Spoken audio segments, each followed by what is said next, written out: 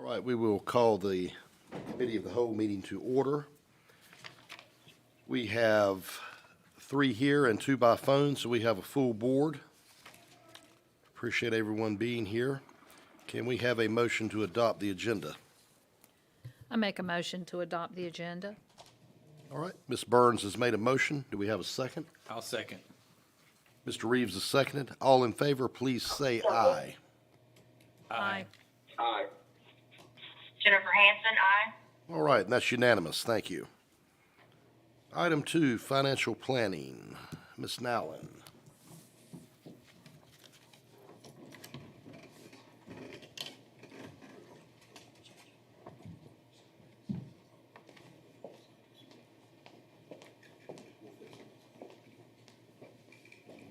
Good morning, everybody. So you see that I have attached the budget reports. Start with those first. There are some notes on here in federal budgets. You will see that we're waiting on some budget amendments to come in. Those are where those negatives come from. Let's see, everything looks like approximately 60% expended, which is, I don't have any concerns with at this point. I do want to make a point to recognize Fund 4. It's at 92% expended.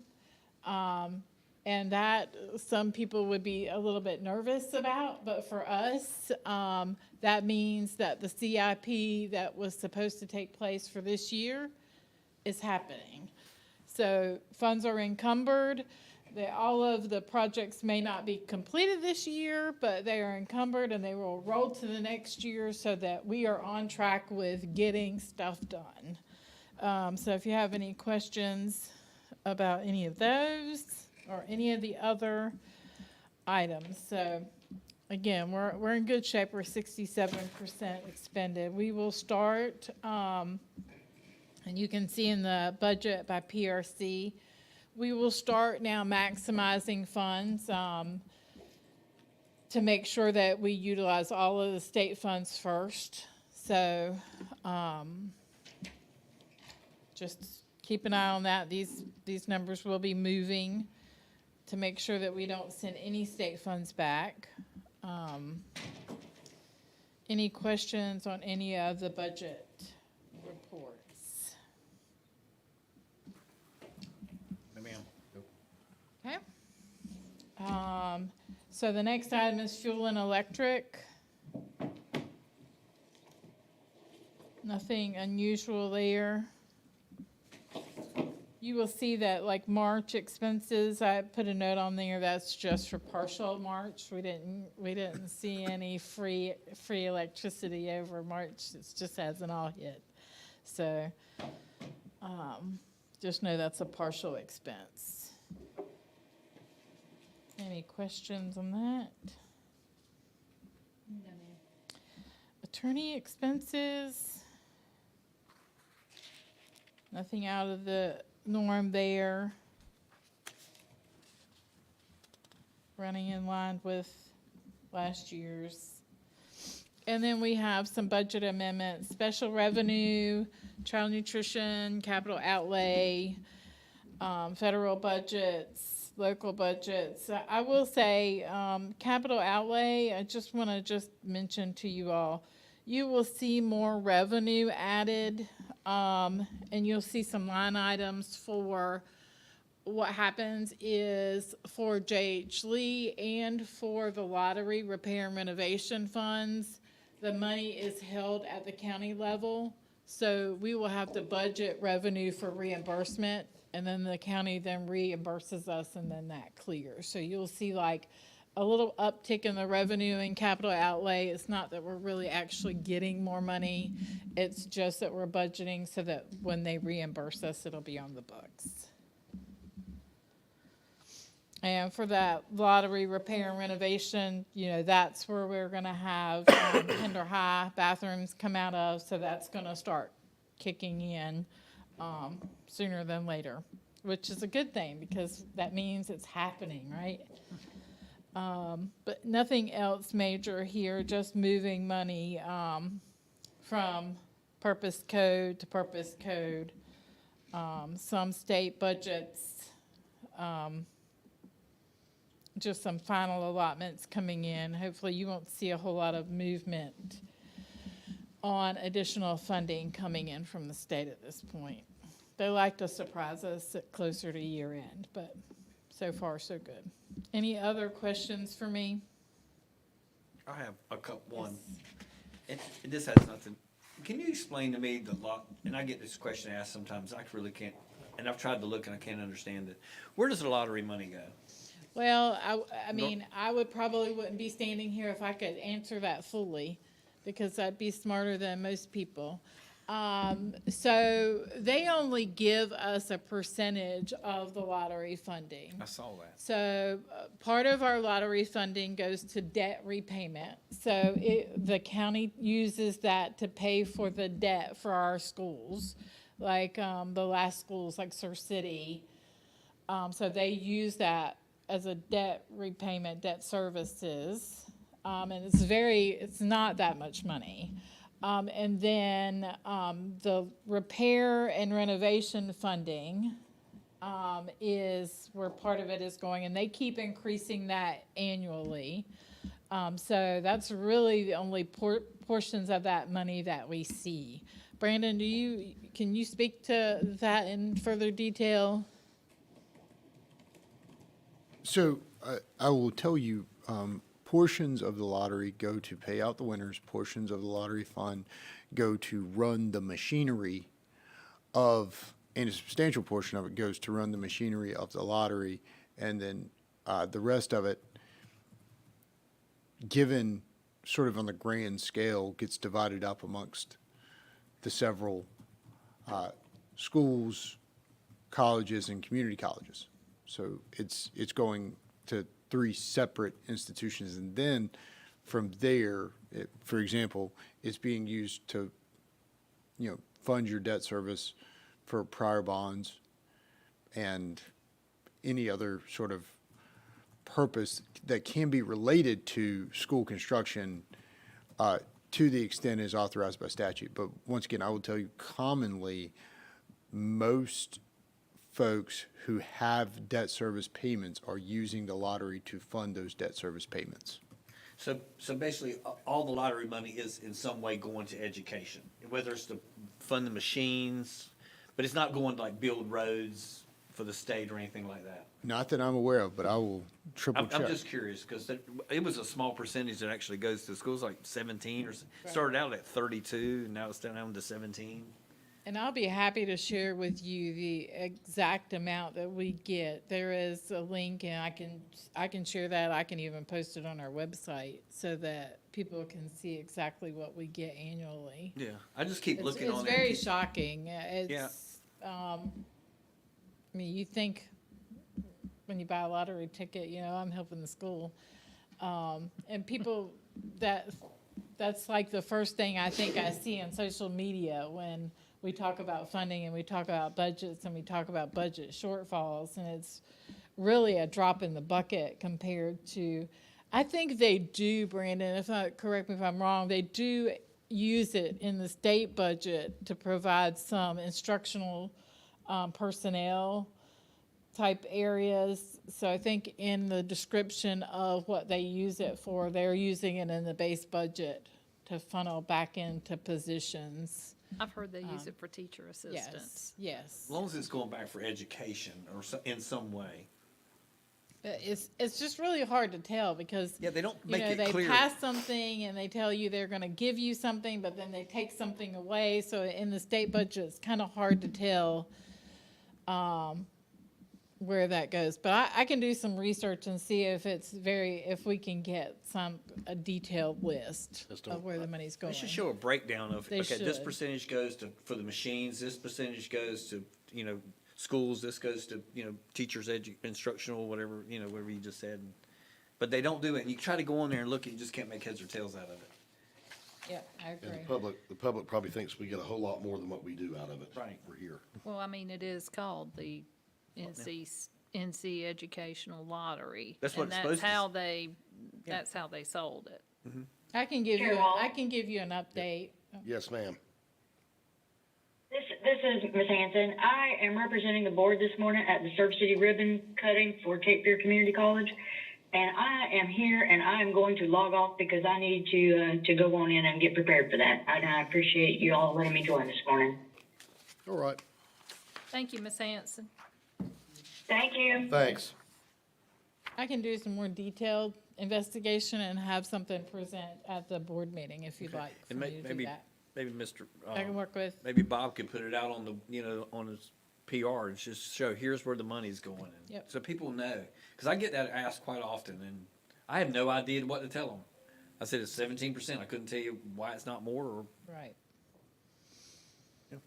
okay, thank you. Okay.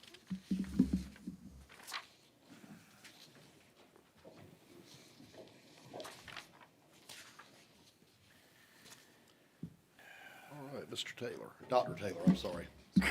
Habit. Been called worse today by Miss Nowlin.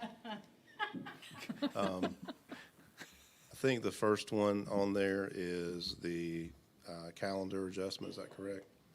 So when the board voted to change the 26-27 calendar, it created a little bit of an issue with our Penderley and PEX calendar. So in the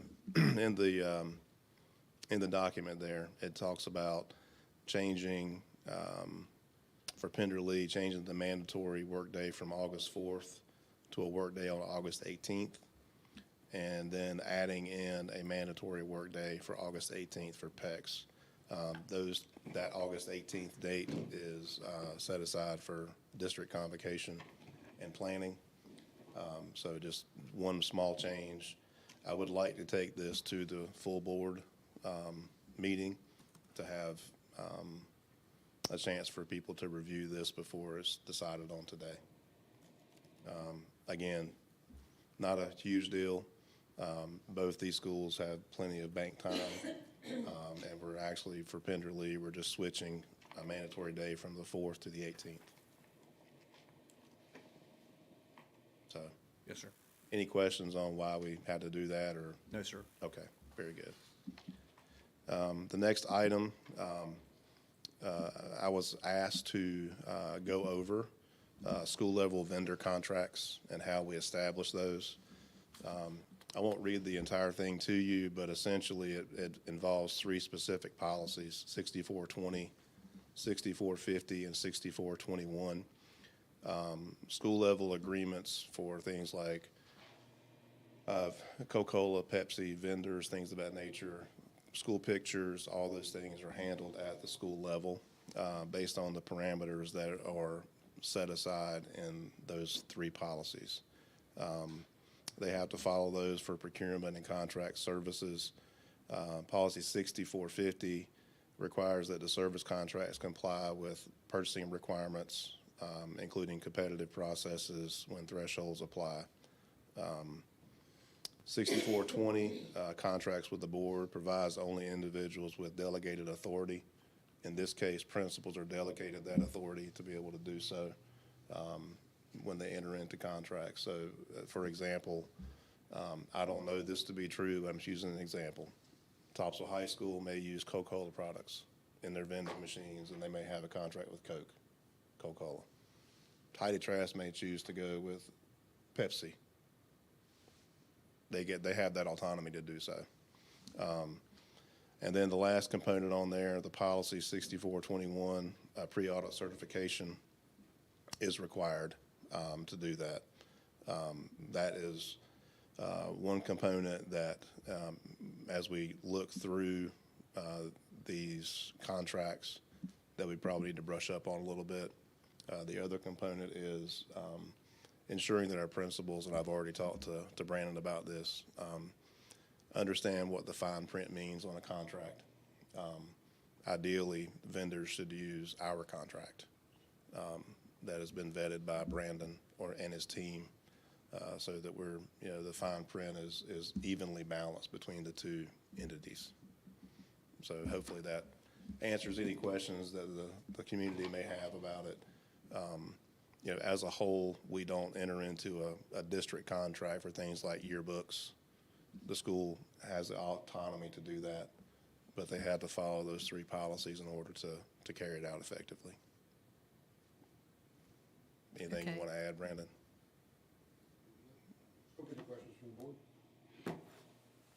Okay, so, just to make sure this is very clear,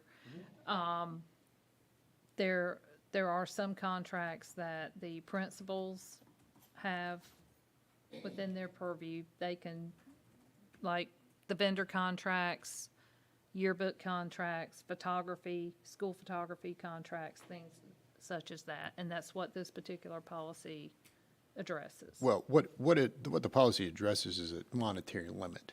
Right, And so what I want to make clear is like, school principals can enter into contracts for goods and services in amounts up to $5,000 without board approval, provided they have sufficient funds at the school level to fund that contract, and it's pre-audited by the finance officer. So,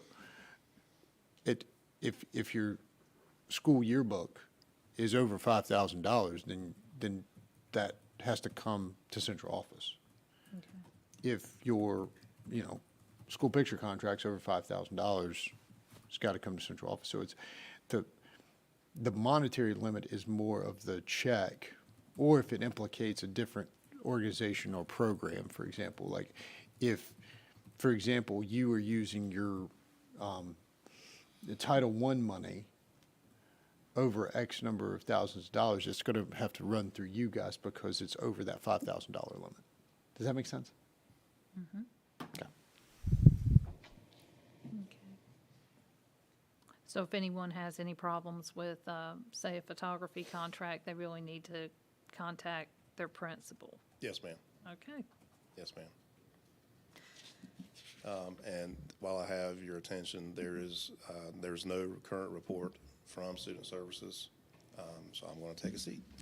all right, All right. thank you. Dr. Sawyer. Good morning, Board. Morning. Puka, can you put up my presentation, please? So I do have a short presentation for summer learning for you today. The summer learning plan is required by the state of North Carolina and to be approved by the board. The summer learning plan will be similar to last year in the fact that we'll have RTA camp and we'll have credit recovery for high schools. But there's a lot of other things happening as well. So I wanted to give you a little heads up on everything. So the last day of school for students is May 21st. The last day of school for staff, mandatory day would be June 3rd. And then the 4th and the 5th are optional days for teachers. Staff summer training for those teachers that are working in credit recovery and or RTA camp. We do have training for them on the 4th and the 5th. And then we have our Read to Achieve Walk to Read camp that begins on June 8th. And then we have high school credit recovery that will begin somewhere around June 1st and run until the 25th of June for any student who may need to recover a credit. That will be virtual for the high schools, so it won't be any students coming into the high school unless they need to use the computer lab or any of those things. All of our retesting and re-administration of EOGs and EOCs will happen before the school year ends, so we won't be doing any EOG testing after during summer except for the Read to Achieve, which is required. On the credit recovery, would there be anybody in the school that could help them if they needed in person? Yes, yeah, we typically have, like last year, we had a couple teachers working in those labs, so if students they had office hours, if they needed support or anything like that, they could get that support. Fantastic. Yep, So there's no reason for a kid not to get his diploma? no, sir. There's no reason why not, you would not? Yeah. Okay, go, next one. Doesn't want to go for me right now. Oh, no, okay. So Walk to Read Camp has been reimagined. We started that last year.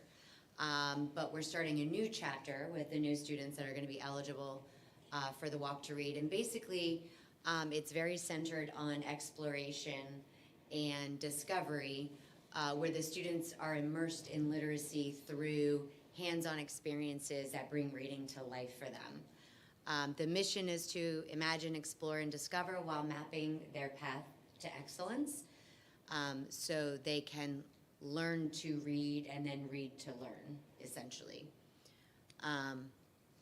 This year, we will be having some virtual field trips. Our rising third graders will get a virtual field trip for the sea turtles, which is a really interactive experience for them, giving them a behind the scenes look at conservation. And then our rising fourth graders will be getting a virtual field trip from the North Carolina Zoo and Botanical Gardens. Also new for 2026 is the Pause for Reading. They're gonna get to meet Ziggy in the Walk to Read camp. And Ziggy, the therapy dog, is a new addition that's gonna visit each of the Walk to Read sites to share stories with the students. And each class will enjoy a special read aloud, have an opportunity to meet Ziggy in the media center and spend time petting or greeting the dog, building confidence and the joy of reading for these students. Another thing we do with Walk to Read Camp is really we want to transform the schools into a camp-like atmosphere, so students want to come and learn to read. So they'll be transforming the school entrances, the doors and hallways into nature trail-inspired designs. Each classroom will be designated as a unique campsite for students. And we've partnered with Kiwanis Club again this year to help the sites do the decorating and all of that to prepare the schools for Walk to Read. Families of the students that are eligible for Walk to Read, we will start identifying students in late March, beginning of April. But you really qualify, the qualifier for Walk to Read is after they take the EOG, so we've got to get that data. So we'll give them a large list of students and then we'll narrow it down as students become proficient throughout the rest of the school year. We have 21st Century Camp that's running June 8th to July 10th. This will happen at CF Pope and Rocky Point Elementary. This is for our rising 2nd and 5th graders from all of our Title I schools. And essentially they explore real-world challenges through interactive project-based learning, STEM engineering experiments, coding, problem-solving games. A lot of exciting STEM field trips happen during these 21st Century camps. So that'll be happening at those two locations. This, again, free of cost for students. I didn't say that before, but same with Walk to Read. No, it's not going again. Oh, there we go. So Communities in Schools runs a summer camp at Burgall Middle School. We're gonna run this from June 8th to July 10th. This is for our rising 6th, 7th, and 8th graders in our Title I schools. This provides students very similarly with hands-on learning experiences in STEM, CTE, art. They do field trips, they have guest speakers, they have a lot of student choice clubs and cultural activities. The CIS camp is also free to those students in those Title I schools through our partnership with CIS. But essentially, the program is designed to help with summer learning loss, so we don't have students that lose the engagement in their academic performance throughout the summer. We have Camp Invention that happens at CF Pope, North Topsail, and Rocky Point. This is for our rising K to 6th grade students, and it runs June 29th to July 6th. Essentially it's a week-long camp that really focuses on STEM skills, collaboration with their friends. They do robotics, they do very high energy games and challenges, entrepreneurship challenges, all kinds of things. And we've partnered with Invent Now. This is funded through the state. We do scholarships for students.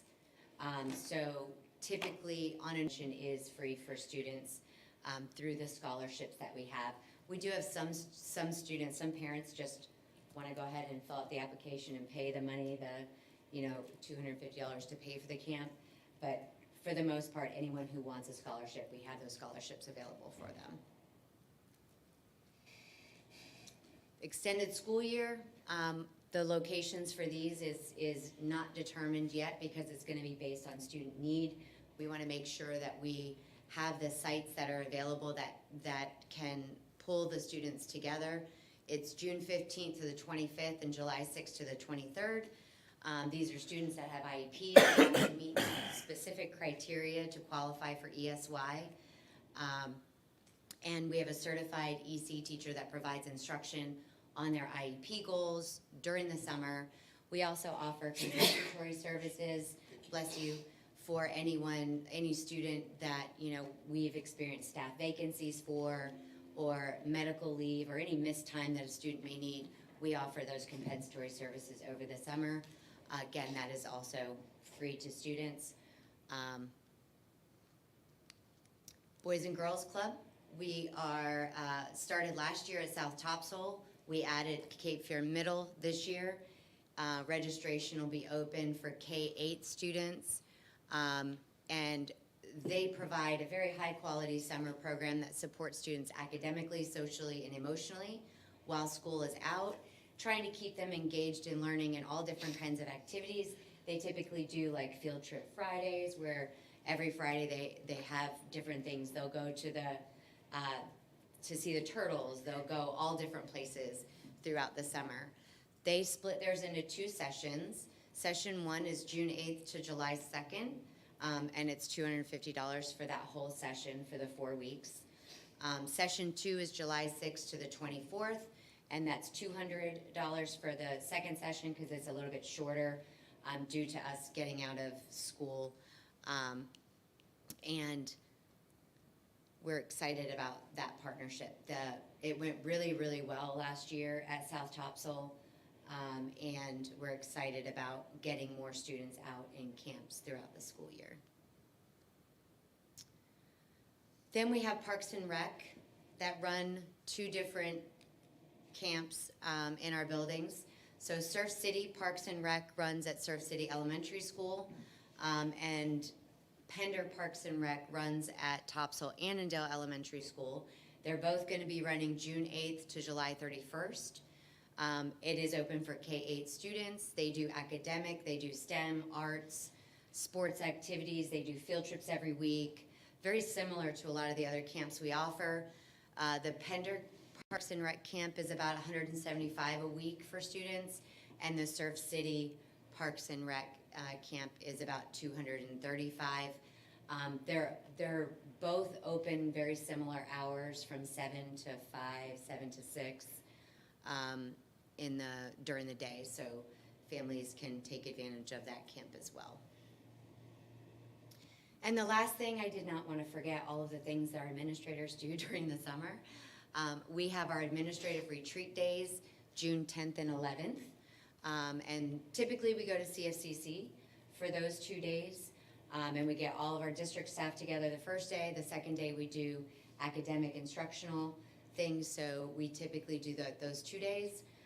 July 8th is our data day where we get them together, our admin together, and we go over all of the data. Academic data, discipline data, attendance data, everything that you can imagine a school collects. We do that day, and we actually start and support them in their school improvement planning.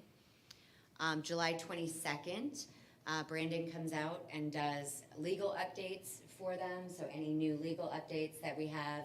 We typically on that day have Kitless comes out and updates them on some, of those things. And then we also do the last part of that day is an academic school improvement planning kind of day, planning for the new school year. August 18th, we have currently slated as our convocation day. So we are in the crux of planning convocation currently. So that'll be more information will come for that in the coming months. Questions? You know what I'm sitting here thinking? What? I'm thinking I wish I could get my granddaughters into our school system. who live in another county, and y'all are just fantastic. Everything that you do. And It's a lot. I was just sitting there thinking that whole time, I wonder if I could get them annexed somehow. They live It's in a lot. Murrayville. And we invite you guys to come out during the summer camps, and, I mean, they are doing a lot of stuff. So, and the Walk to Read camp is gonna be really exciting this year.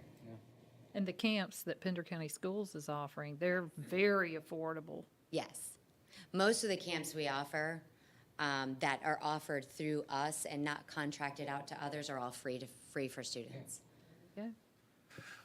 Dr. Story, you are fantastic. Thank you. Yep. So that will be going to the board. I don't know if you want me to do the presentation for the actual board meeting. I can put it on the action agenda, but that does have to be approved by the board. So we will have that. I say yes, but Mr. Hall, what do you think? Yeah, if y'all, I mean, you want everybody to see what you just did and what it entails. I mean, and what I'll do at the board meeting is I'll have, like Dr. Oates come up and talk about the Walk to Read camp, and everyone kind of collaborate on that as well. Yeah, that'd be good. Okay. Sure thing. Second thing I have on there is just the regular required Head Start reporting for you. This is up through January. The only thing that I highlight on this is the total enrollment we have is 252. We had a meeting with Head Start last week, and we are one of the only ones in the state that actually have a full enrollment currently in our Head Start program. We have 68 students on the wait list that are 3-year-olds, and we have 5 students on the wait list that are 4-year-olds. We really try to make sure that we don't have those 4-year-olds on the wait list because we really want to prepare them for kindergarten. Currently, I mean, you can see the volunteer hours that we've done through August from January. February, we'll be going into our second home visit. So home visits are required with Head Start. You notice we did 242 in August. Every student that was in Head Start, we did a home visit, visited the family, talked about the student's progress. That'll be happening again in February. So you'll see those numbers on the next report increase significantly as well. Any questions about Head Start? No, ma'am. I'm good. Okay. Thank you so much, guys. Thank you. Dr. Grimm.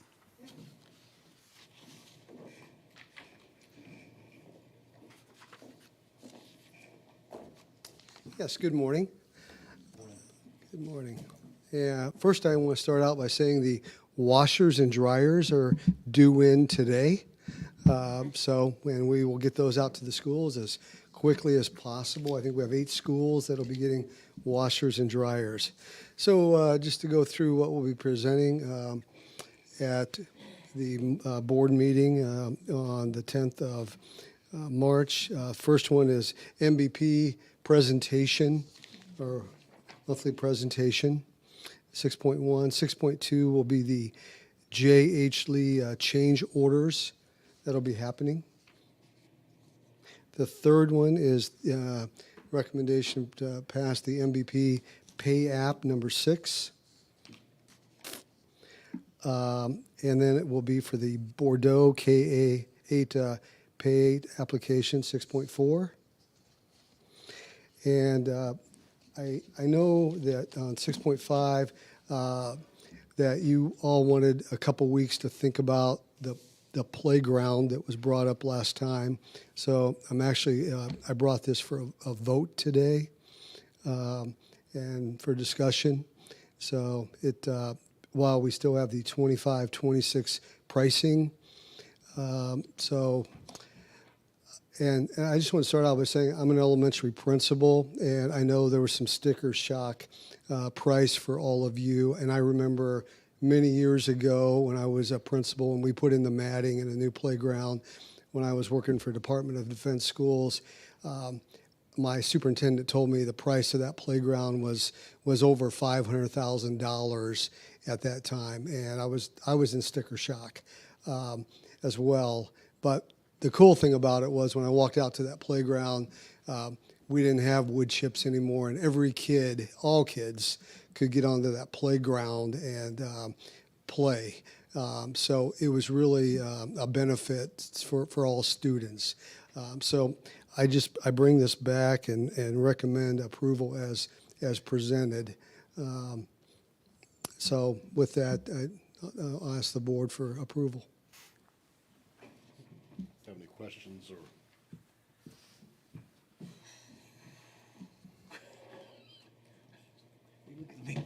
We, obviously, last time that, when this was brought up, there were some questions about, how many contractors were able to bid on it.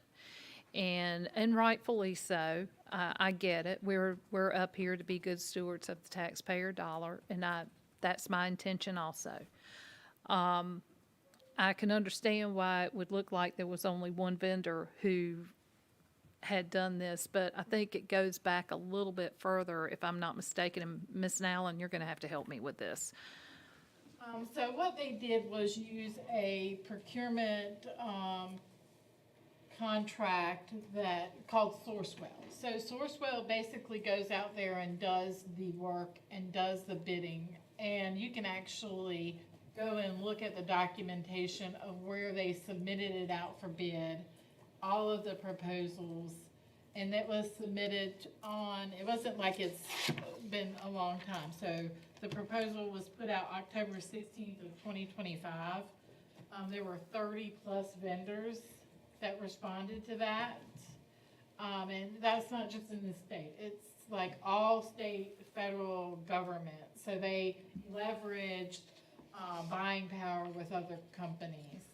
So all that information is out there. So it looks like they've done the work to do the RFPs and the selections, and then they pick the ones that qualify for the lowest price, the most responsible, all of the things that we would be doing. And then they give that to our school systems and local governments to use. So it has a contract number, it has a proposal out there, it has a list of all the companies that they've gone to. So that it's basically, they've used a company to do that work for them. Am I missing something here? Did somebody even mention that the last time we were here? No. No, sir. So it made it look like that was the only company that bidded on it, and they'd come up with a price of $625. I mean, nobody said that before. So how are we supposed to sit here and vote for something when we're sitting there thinking that was the only price we got? Nobody explained it like that. That was the issue. It That was a appeared to be poor no bids. presentation then. Right. It appeared there were no I bids. apologize Yeah. if I didn't convey that. I probably No, should have shared that with you. I don't think that was you to share. I mean, it was them. Okay, I understand better now. Do you, Ms. Burns? I do. Actually, I think it was addressed up here. I don't remember. But it just wasn't addressed as in-depth as the explanation that we just got. So, hey, like I said, I've sat on, CFAC for, Trillium. I was there whenever we had funds left over at Trillium, and they went out and put inclusive playground equipment on, some local area playgrounds. So when you first see the cost of some of that equipment, it is a little bit of a sticker shock, and I get it. That's one of the reasons why I wasn't that surprised by it, because I have seen those numbers before, so I could understand. If you've never seen it, it is a little rough. I was shocked. Yeah, it is. But the one thing is that I will just say that play is one of the best stimulators of social interaction. And when you have a playground that can't be accessed by everybody, then you're not allowing everybody that ability to learn social interaction through play. And quite honestly, everybody knows my background, so when I heard that this playground was going to be fully accessible by all of our students, it did kind of make me excited. Yeah. I mean, I hate to think if there was a child sitting back there in a wheelchair having to watch the other kids play. Which oftentimes happens on playgrounds. That's terrible. Yeah, okay, Yeah. I understand now.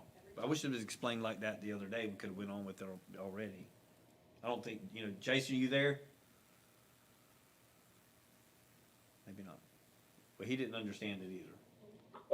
I'm Here he here, is. Tommy. Do you understand now about the playground equipment? Yes, I'm tracking. I'm tracking now. And, y'all hit it on the head. If it would have just been explained better, or more in detail, we would have been more understanding to what we were talking about. Exactly, thank you. So is everybody okay with moving forward with it, deciding today? 'Cause I think, I'm okay with it. I am too. okay, okay. I'm okay with it. All right. So Well, is this for a decision? Can we make a motion? yeah, Brandon, we have to go ahead just like a regular vote, correct? That's right. All right, well then, do we have a motion for approval? I make a motion for approval. Ms. Burns made a motion, do we have a second? I'll second. All right, Mr. Spivey has seconded, all in favor, please say aye. Aye. Aye. Aye. And that's unanimous. Okay, thank you. That's the really good news. Thank you, everybody. Thank you, everybody. Yeah. Now for the bad Ladies and news. gentlemen, I got to jump off here. Okay. I appreciate y'all having me this morning. Are you okay with the other items we have on here as far as you know? Yes, sir, I'm okay with Okay, it. all right. Okay, so Thanks. for the bad news, and this, we'll bring this to you at the regular board meeting, we have a 200-ton train chiller that is unrepairable. It broke during the cold spell, and the freezing caused the barrel and the condenser coils to rupture. And so Mr. Kaiser came and chatted with me about it. So we need to get another chiller.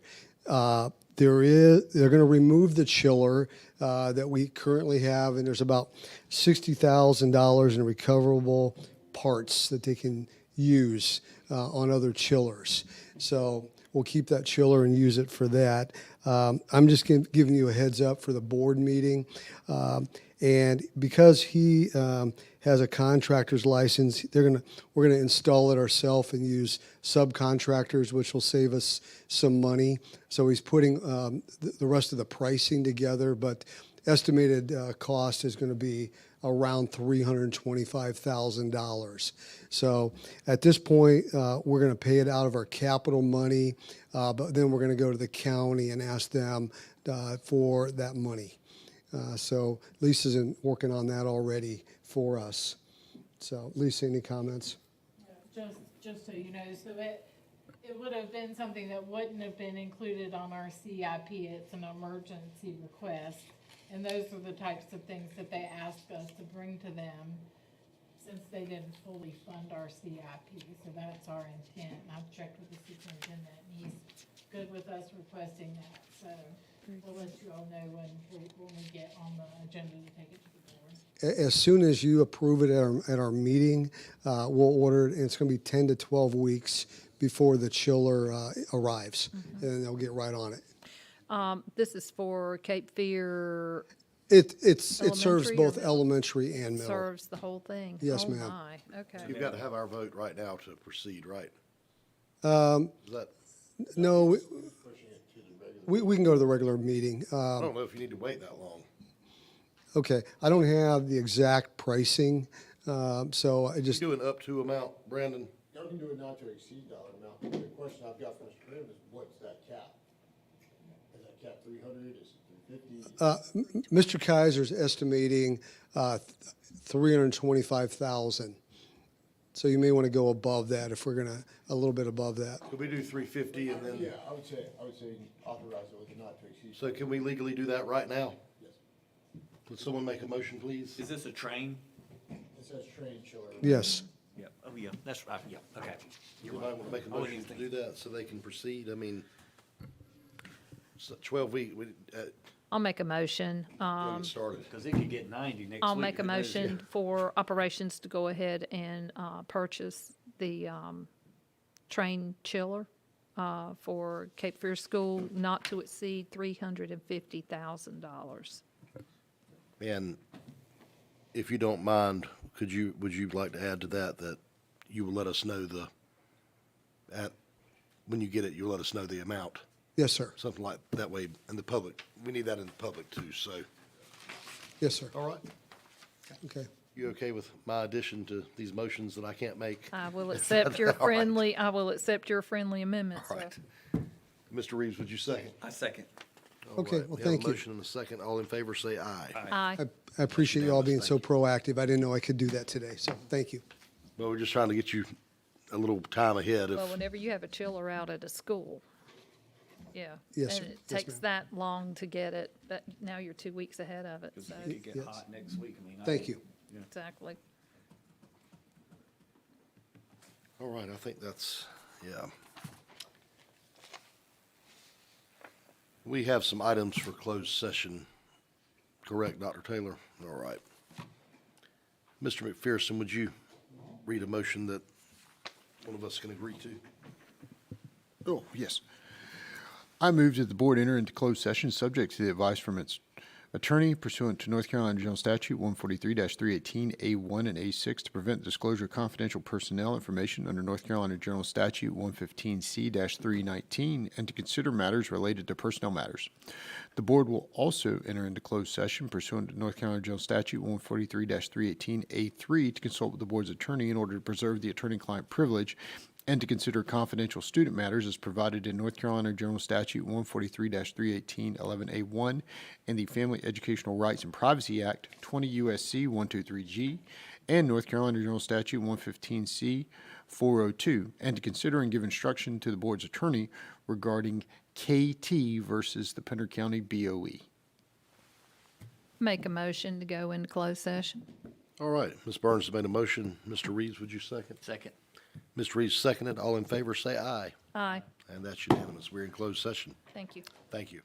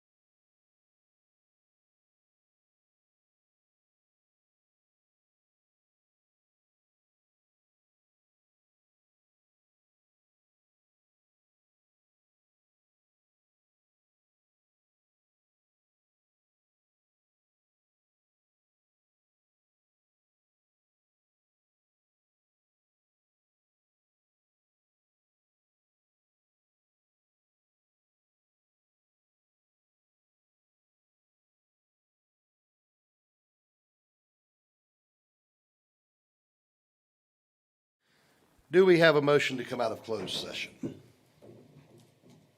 I'll make a motion to come out of closed session. Ms. Burns has made a motion. Mr. Reeves, would you second? Yes, I second. Mr. Reeves has seconded. All in favor, please say aye. Aye. Aye. That is unanimous. Do we have a motion to adjourn? I'll make a motion to adjourn. Mr. Reeves has made a motion. Ms. Burns, would you second? I will second. Ms. Burns has seconded. All in favor, please say aye. Aye. That is unanimous. Meeting is adjourned. Thank you.